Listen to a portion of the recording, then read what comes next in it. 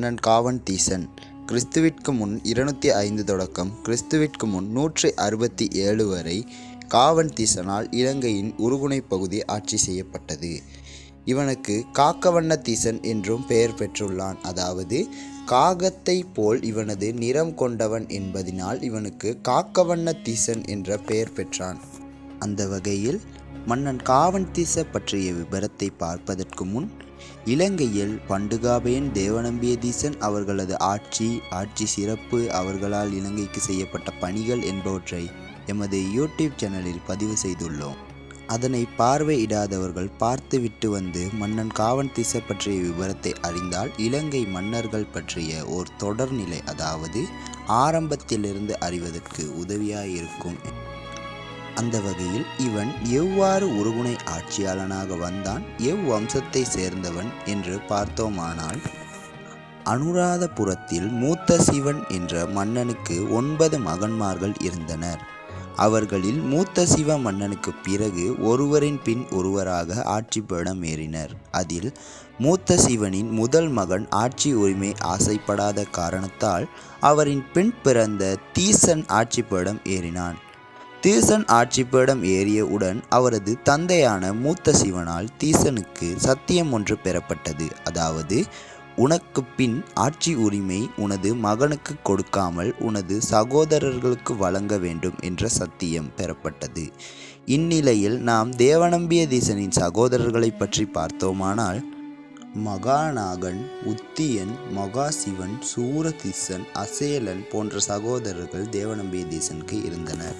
இந்நிலையில் தீசனுக்கு பிறகு ஆட்சி உரிமை சத்தியத்தின் பிரகாரம் செல்ல வேண்டியது மகாநாகனுக்கு.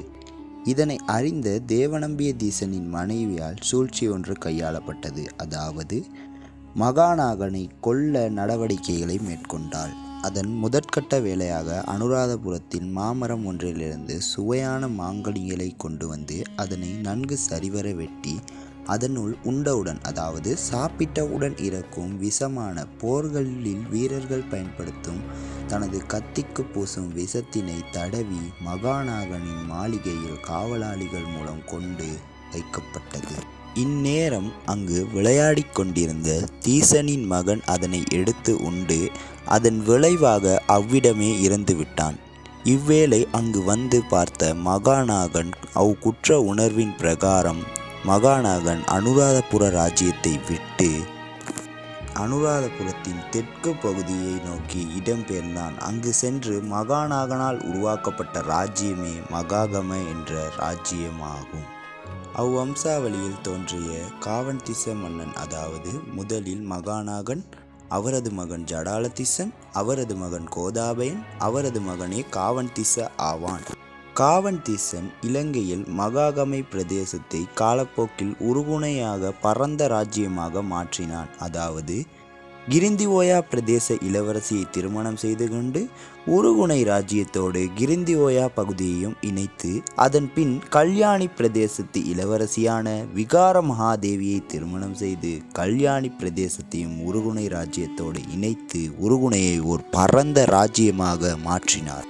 இவ்வேளை விகார மகாதேவிக்கும் காவன்தீசனுக்கும் பிறக்கும் குழந்தையே துட்டகை முனு ஆவான். இவனது காலத்தில் இலங்கையின் வடபகுதி 44 வருடம் ஆட்சி செய்த எல்லாள மன்னனிடம் இருந்தது.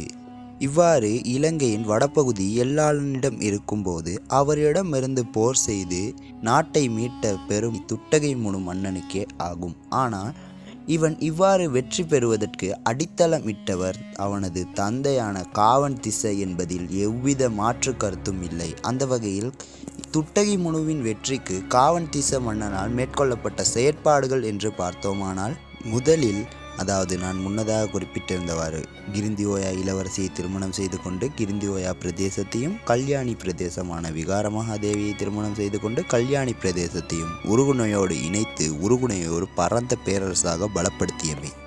தற்காப்பு கலையில் சிறந்து விளங்கும் 10 மாமல்லர்களை உருவாக்கியமை, அதாவது தசயோதயாக்கள் என்று குறிப்பிடலாம். இவர்கள் ஒருவரின் கீழும் 1000 இளைஞர்களை இணைத்து மாபெரும் படையொன்றை உருவாக்கியமை.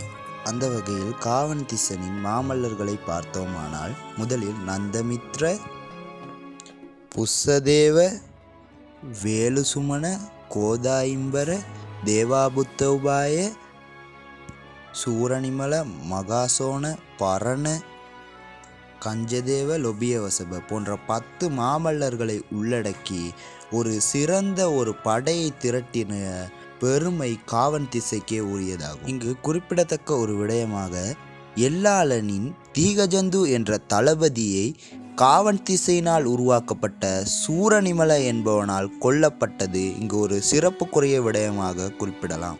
அதன் பின் காவன் திசையின் 2 மகன்கள் இருந்ததாக, அதாவது துட்டகைமுனு சத்தாதிசன். இங்கு துட்டகைமுனு ஆட்சி உரிமையை ஏற்பதற்கும் காவன் திசையின் 2வது மகனான சத்தாதிசன் தீகவாவி பிரதேசத்தில் மக்களின் பசிப்பினியை தீர்ப்பதன் பொருட்டு விவசாய செயற்பாடுகளில் ஈடுபட்டு நாட்டை ஒரு பொருளாதார ரீதியிலும் சிறப்பாக கொண்டு சென்ற ஒரு சிறந்த ஒரு பெயர் காவன் திசைக்கே உரியதாகும். அதன் பின் சோரு, சோமா, லோன பகுதிகளை இணைத்து உருகுணை ராஜ்யத்தை பலப்படுத்தியும் ஆயுத களஞ்சியம் ஒன்றை உருவாக்கியும் துட்டகைமுனுவின் வெற்றிக்கு அடித்தளமிட்ட மன்னனாக காவன் திசன் கருதப்படுகிறார்.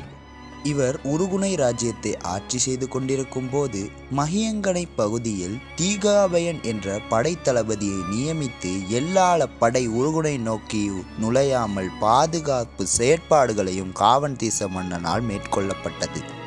அதே போலவே பௌத்த சமயத்தை பின்பற்றும் மக்களை இணைத்து உருகுணை பிரதேசத்தை பலப்படுத்திய செயற்பாடுகளில் மேற்கொண்டதும், மேலும் பௌத்த பிக்குகளை அழைத்து தனது 2 மகன்களான துட்டகைமுனு சத்தாதிசன் ஆகியோருக்கு இடையே ஆட்சி உரிமை சண்டை ஏற்படுமாயின் பிக்குகள் அதில் தலையிடக்கூடாது என்று சத்தியம் ஒன்றை வாங்கினார். காரணம், உருகுணையில் இவர்கள் இருவருக்கும் சண்டை ஏற்பட்டால் உருகுணை 2ஆக பிளவுற்றுவிடும் என்ற அச்சத்தின் பொருட்டு சத்தியத்தை பிக்குமார்களிடமிருந்து காவன் திச பெற்றார்.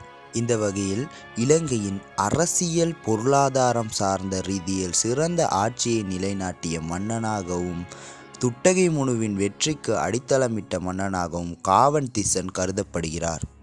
இவ்வாறு இலங்கைக்கு அரும்பெரும் தொண்டாற்றிய காவன் திசன் இலங்கையில் எவ்வித வரலாற்று நூல்களிலும், அதாவது சிறப்பித்து குறிப்பிடப்படவில்லை என்பதுதான் தவிர்க்க முடியாத உண்மை. உதாரணமாக மகாவம்சம் போன்ற பாலி இலக்கியங்கள் இலங்கையின் வரலாற்றை தொடர்ச்சியாக குறிப்பிடுகின்றன. அதில் காவன் திசனின் மகனான துட்டகைமுனுவை வீரபுருஷராக கொண்டு 11 அத்தியாயங்களில் துட்டகைமுனுவின் வர்ணித்து மகாநாம தேரரால் எழுதப்பட்ட மகாவம்சத்தில் எங்கேயும் அவரது தந்தையான காவன் திச சிறப்பித்து குறிப்பிடவில்லை. ஆனால் துட்டகைமுனு எல்லாளனை வென்றதன் பொருட்டும் மகாவம்சத்தில் பௌத்த சமயத்தை ஆதரித்ததன் பொருட்டும் அவரை சிறப்பித்து அதீத வர்ணனையுடனும் மகாநாம தேரர் அவரை ஒரு வீர புருஷராக காட்டியுள்ளார். இந்நிலையில் துட்டகைமுனு வெற்றிக்கு அத்திவாரமிட்ட காவன் திச அவர் துட்டகைமுனுவின் வெற்றிக்கு அச்சாணியாக இருந்த காவன் திச எந்த ஒரு இடத்திலும் குறிப்பிடவில்லை என்பது மகாவம்சம் போன்ற இலங்கையின் வரலாற்று நூல்களில் ஒரு பாரிய ஒரு குறைபாடாகவே கருத வேண்டிய ஒரு விடயம் எனலாம். ஓகே, நம்ம இன்னைக்கு இந்த காணொலியில் பார்த்த மன்னன் காவன் திச அவர் உருகுணை ஆட்சியாளனாக எவ்வாறு தோற்றம் பெற்றார், அவரின் மூலம் உருகுணையை பலப்படுத்த மேற்கொண்ட செயற்பாடுகள், துட்டகைமுனு வெற்றிக்கு காவன் திசை எவ்வாறு அத்திவாரமிட்டார் போன்ற விடயங்களை பார்த்தோம். இதுவரையில் எனது இந்த காணொளியை பார்த்து நன்மை அடைந்த அனைவருக்கும் நன்றி.